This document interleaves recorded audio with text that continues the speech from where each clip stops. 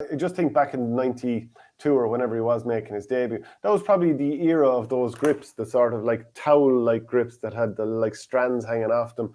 Lovely when it was dry, absolute disaster when it was wet. I'm sure some of our younger viewers won't even have a clue about that. But that reminds me that Nisha Waldron did a great video on the Our Game playlist there about just gripping a hurley. And it's like 5 or 6 minutes long, and it should be unbelievably boring. But for whatever reason, it is compelling view of just watching him talk as he's gripping the hurley. So keep an eye out for that. You enjoyed that. It's quite therapeutic, actually. And just to see the way he's actually turning the hurl around the grip, not the other way. It's quite interesting. I have no problem in admitting this. I've never gripped a hurl in my life.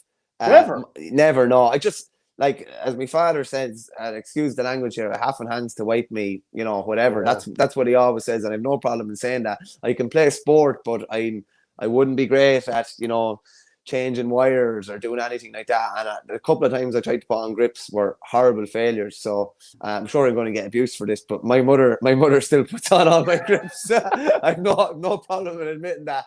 And she actually gripped 2 for me last night because I got 2 new hurls, and I was just kind of thinking, geez, these could be 2 of the last 2 times she ever grips a hurl. But she does a fantastic job, I have to say, as well as making my dinners and doing many other things. That's one of many other things that she does for me.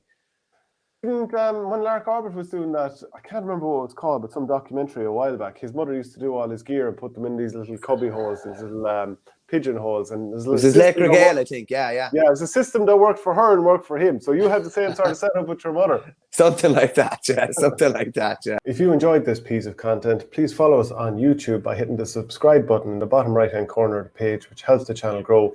And if you want audio podcasts, go to patreon.com/ourgame.